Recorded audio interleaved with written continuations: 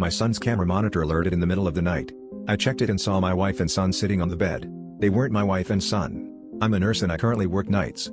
It's a total drag, but I'm hopeful I can go to days soon since some co-workers are planning retirements. Anyway, I was working one night when just after 3 a.m. my son's monitor alerted me to sound and movement. No big deal at all, he probably coughed loudly or sneezed or something. He's 3 now, so he generally sleeps all night.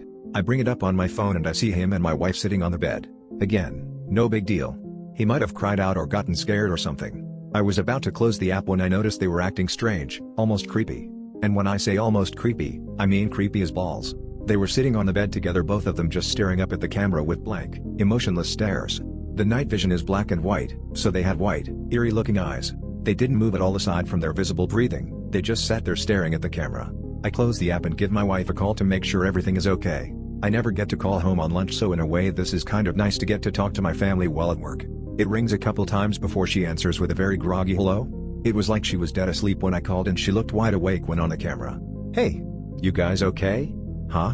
Yeah. Buddy, my son's nickname, came in like 15 minutes ago. Seemed scared, so I said he could sleep with mama. I'm confused here since I saw them in his room a minute ago. Literally 60 seconds had passed since I closed the app and made the call. Wait, so you guys are in bed? Yeah, I fell back asleep right away. Everything okay? Everybody keeps waking me up." She's kind of annoyed.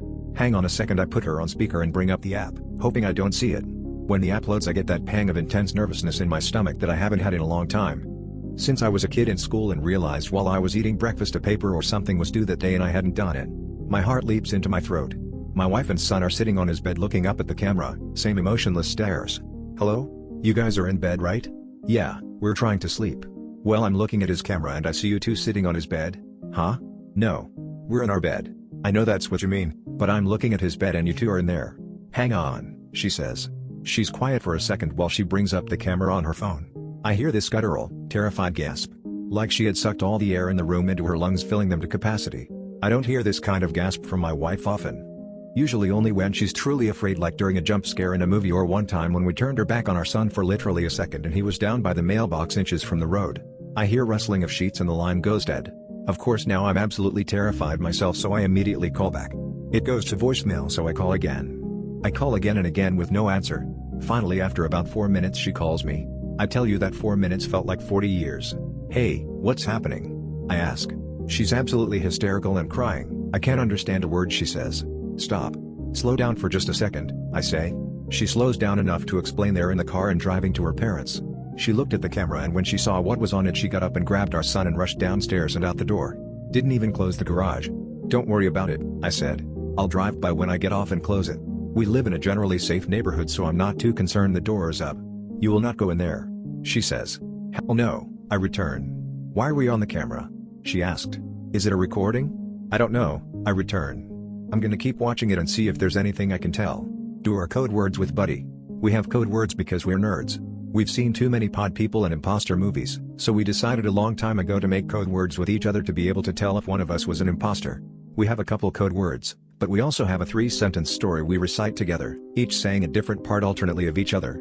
I hear her on the phone saying the things we taught our son. He giggles as he says them since he thinks they're a joke and doesn't have any idea of the real meaning. We're both convinced he's our son. My wife then says our part and I'm convinced she's her. We made up these words as a complete joke to ourselves. I never once in my life ever imagined we'd actually need them. Unreal. She got to her parents safely and it was hard to hang up. I told her we'll figure it out in the morning, hopefully just a glitch. She said she didn't think it was a glitch. When she was running out, she had to run by her son's room and the door was open. There's a little flashing light on the back of the camera that indicates it's connected to the internet. It gives off just enough light that when she ran by, she thought she saw, out of the corner of her eye, a shadowy outline of what could have been an adult sitting on our son's bed. It sends chills down my spine to think about. Knowing they were safe and out of the house is the only thing that kept me at work that night. It was a long 4 hours, but I kept checking the camera every chance I got. Sure enough, they were still sitting on the bed staring up at the camera with emotionless gazes. I studied them to see if I could see any pattern, from their breathing to their blinking. Their breathing was steady and looked normal. It was their blinking that would tell me if this was just some kind of bizarre, time-looped freak accident video or not.